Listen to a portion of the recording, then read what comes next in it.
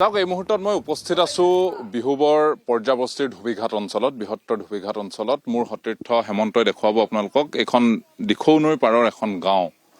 এই গাঁওখনত বানে কেনেধৰণে আচলতে বিভীষিকা নমাইছিলে এই দিখৌ নৈখনৰ মাজভাগলৈকে এই এটা আছিলে এই পথ আছিলে আৰু সেই পথটো সম্পূৰ্ণৰূপে এতিয়া খহাই নিলে এতিয়া এই মানুহখিনিৰ অহা যোৱা কৰিবলৈ পথ চোৱা নাইকিয়া হ'ল তাতকৈ ডাঙৰ কথা এই সন্মুখত যে দেখিছে আপোনালোকে এই ঘৰটো এনেধৰণে ইয়াৰ যিমানবিলাক ঘৰ আছে এই সকলোবিলাক ঘৰ এনেধৰণে এই প্ৰলয়ংকৰী বানে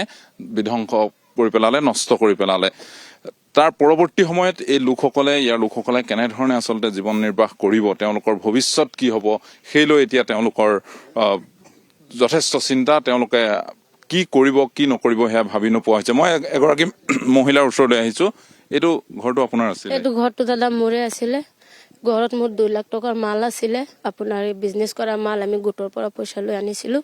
এটা মাল আমি বছৰ পৰা নাহি আছো কাটোৱা চাটোৱা এতিয়া লাগি আছে আৰু পথাৰ ফালে ওলাই গ'ল নদীতে ওলাই গ'ল ঘৰৰ সামান পাতি যি আছিলে সব ওলাই গ'ল এতিয়া যে আমি ৰাস্তাত আছো কাপোৰ বেলেগে দিছে সেইটো কাপোৰ আমি পিন্ধিছো মোৰ ল'ৰা আছে 3টা সৰু সৰু এই ল'ৰাখিনি লৈ য'ত ত'ত থাকিছো মানে ৰাতি বৰষুণ দি এনেকুৱা বহি থাকো বৰষুণ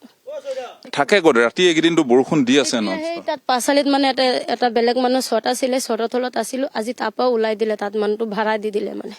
আমাক তাৰপৰা ওলাই দিছে এতিয়া আমি য'ত ত'ত মানে ঘূৰি ফুৰিছো এতিয়া ক'ত মানুহজনে উলিয়াই দিছে আপোনাক মানুহজনে ভাড়া দিছে বেলেগক মানে আমাৰ ঘৰৰ ওচৰে সিডোখৰে মানুহ এটা তেওঁ ভাড়া লৈছে তেওঁ টিং চিং লগাই থাকিব মানে এতিয়া আমি যাম ক'ত ল'ৰা পলি লৈ চাওক সৰু সৰু 3টা ল'ৰা আছে মোৰ মানুহটোৰ এতিয়া কাম বন কৰিবলৈ যে ক'ৰবাত ওলাই গৈ কিবা এটা কাম কৰিব সেইটো ব্যৱস্থা নাই আমাৰ লোকৰ বেটেৰী এখন আনি চলাইছিলে বেটেৰীখনো পানীত ডুবিলে এতিয়া সেইখন বেটেৰী আমাৰ দিব লগা হৈছে আধা খৰচা সেই বেটেৰী ৰিক্সাখনৰ খৰচ আধা আপোনালোকে দিব লাগে জৰ চলাইছিলে সেয়া কৈছে মোক বোলে আধা খৰচা দিব লাগিব এতিয়া সেইখন ক'ত পেলালেগে সেইটো উদ্ধাৰ হৈছে নে সেইটো তুলিলে পানীত 3 দিন 4 দিন পিছত উদ্ধাৰ কৰি নি মালিকৰ ঘৰত দি থৈ আহিলে মালিকে কৈছে যেতিয়া বনাব তেতিয়া সিহঁতক দিব কৈছে আধা পইচা এতিয়া চাওক আপোনালোকে মোৰ এই ঘৰখনত যে একো নাই মই থাকিম কেনেকৈ ল'ৰা পলি লৈ মানুহ সেই বেটেৰীখন বনাবলৈ পইচা মই ক'ৰ পৰা দিম মোৰ যে এটা কাঁহী বাতি নাই বনাই খাবলৈ ৰাস্তাৰ পৰা মানুহ খোৱা লৈ আহে তাৰ পৰা খানা লওঁ ডিছপ্লেট এটা খুজি লওঁ দাদা এটা প্লেট দিয়ক আমি খাবলৈ এতিয়া আমি সেইখিনি কি কৰিম ঘৰ দৰ্জাই কেনেকৈ বনাম ল'ৰা পলিক কেনেকৈ পঢ়া লেখা কৰাম কওকচোন এয়া হৈছে এই অঞ্চলটোৰ বাসিন্দাৰ মৰ্মবেদনা তেওঁলোকে কৰিব কি আপোনালোকে চাওক এই ঘৰটো এতিয়া ইয়াত নতুনকৈ ঘৰটো বনোৱাৰ বাহিৰে ইয়াত বিকল্প একো নাই এই ঘৰটো পুনৰ সাজিব লাগিব এই ঘৰটোকে তেওঁলোকে পুনৰ সাজিবলৈ কোনো আশা নাই এইটো যে পুনৰ সাজিব পাৰিব তাৰ কাৰণে সম্পূৰ্ণ নতুন কৰিব লাগিব ইয়াত এই যিমানবিলাক ঘৰ দেখিছে সকলোবিলাক ঘৰ এনেধৰণে সম্পূৰ্ণ ধ্বংস কৰি পেলাইছে এই বাঢ়নী পানীয়ে এই বলিয়া বানে কেৱল এই 2টা ঘৰ উদাহৰণ হিচাপেহে বিভিন্ন স্থানলৈ এতিয়াও সোমাব পৰা হোৱা নাই বিভিন্ন ভিতৰৰ স্থানলৈ সোমাব পৰা হোৱা নাই সকলোতে এনেধৰণে কেৱল ঘৰ দুৱাৰ ভাঙি কেৱল ধ্বংস সকলো দিশে কেৱল ধ্বংস মোৰ আৰু এজন সতীৰ্থ আছে ইয়াত তেওঁ কঁঠাল গছ এজোপাত উঠি থাকিছিলে সেই বাৰিষাত যেতিয়া সেই পানী আহিছিলে কালান্তক পানীয়ে যেতিয়া সকলোখিনি লৈ গৈছিলে উটুৱাই ঘণ্টাত 3-4 ফুটকৈ পানী বাঢ়ি গৈছিলে তেতিয়া তেওঁলোকে এই কঁঠাল গছজোপাত ইয়াত উঠি লৈ এই কঁঠাল গছজোপাত তেওঁ উঠি প্ৰাণটো বচাইছিলে মই সেই ভাইটিটোৰ ওচৰলৈ আহিছো তোমালোকে এই কঁঠাল গছজোপাত উঠি বহিলো পানীও যেতিয়া বেছি হৈ গ'ল টিঙৰ ওপৰত যেনে তেনে ওলাই গৈ মেলি কঁঠাল গছজোপাৰ ওপৰত বহিলো তাৰপিছত কিমান দেৰি কঁঠাল গছজোপাত থাকিলা কঁঠাল গছজোপাত মানে ৰাতিপুৱালৈকে থাকিলো ৰাতিপুৱা আপোনাৰ 6টা বজাত আহিছে নাও আহি লৈ গৈছে তুমি অকলে থাকিলা নে আৰু কোনোবা আছিলে মায়ে আছিলে আবা আছিলে নানা আছিলে নানী আছিলে চবেই চব কঁঠাল গছজোপা চবেই টিঙাৰ ওপৰত যেতিয়া পানী হৈ গ'ল লাহেকে ইফালৰ পৰা আহি ইয়াত কঁঠাল গছৰ ওপৰত উঠিলো পিছদিনাখন আহি আকৌ মানুহ নাৱে লৈ আহি মেলি লৈ গৈছে কি ক'ব আচলতে কেনেধৰণে তেওঁলোকে জীৱনটো হাতৰ মুঠিত লৈ এতিয়া জীয়াই আছে সেয়া আটাইতকৈ ডাঙৰ কথা এতিয়া আটাইতকৈ ডাঙৰ কথা আটাইতকৈ প্ৰয়োজনীয় বিষয়টো হৈছে ইয়াত সাহাৰ্য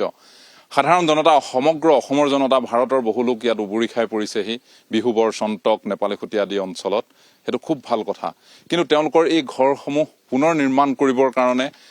তেওঁলোকে পুনৰ আগৰ দৰে জীয়াই থাকিবৰ কাৰণে তেওঁলোকে কি কৰিব এতিয়াও তেওঁলোকে ভাবি পোৱা নাই সেইখিনি কথা চৰকাৰে ভাবিব লাগিব সেইখিনি কথাৰ কাৰণে চৰকাৰে সম্পূৰ্ণ মনোযোগ দিব লাগিব মই পুনৰ উল্লেখ কৰিছো আপোনালোকে ইয়াত চৰকাৰে ডিডিটি ব্লিচিং এইবোৰ কিবা কিবি চৰকাৰী ফালৰ পৰা কিবা পাইছে নেকি আপোনালোকে আমি চৰকাৰৰ ফালৰ পৰা একো পোৱা নাই আজিলৈকে এটা তিৰপাল লোকে আমাক দিয়া নাই থাকিবলৈ আমি লোকৰ ঘৰত ক'লো ন ছটৰ তলত আছো তাতো বৰষুণ দি আমি ৰাতি হ'লে উঠি বহি থাকো এতিয়া আজি তাৰ পৰাও আমাক ওলাই দিছে এতিয়া আমি ক'ত যাম তিৰপাল এখনো নাই যে তৰাই মেলি থাকিম টিং আছিলে আধা আধি টিং চুৰও লৈ গ'ল কিছুমান এতিয়া কেইখিলামান আছিলে মই খুলি নি লোকৰ ঘৰত থলো এনেকুৱা গৰা খোৱাৰ কাৰণে এনেকুৱা অৱস্থা হৈ গৈছে মানে আমাৰ এনেকুৱা 3টা ল'ৰা আছে মোৰ এই ল'ৰা পোৱালিখিনি লৈ মই ক'ত যাম এতিয়া কওক আচলতে চৰকাৰে কালি মই পুনৰ উল্লেখ কৰিছো পীযুষ হাজৰিকাই কালি নাজিৰাত এখন বিভাগীয় বিষয়া শীৰ্ষ বিষয়াসকলৰ সৈতে বৈঠকত বহিছিলে তেওঁ নিৰ্দেশ দিছিলে যে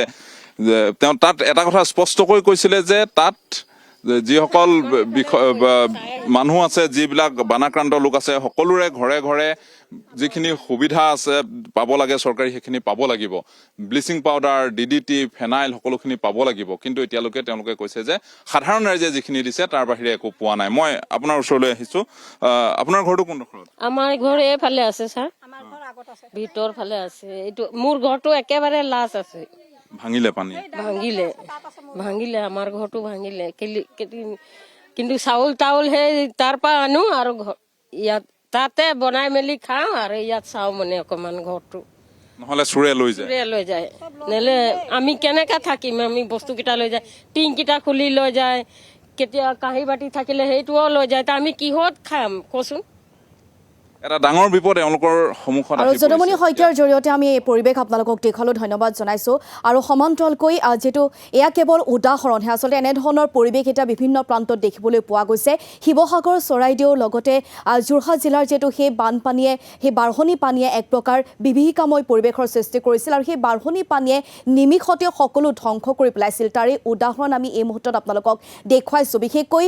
নেপালী খুঁটি যিহেতু দিখনো একেবাৰে কাষতে আছিল সেই অঞ্চলটো গতিকে সেই গাঁওখনৰ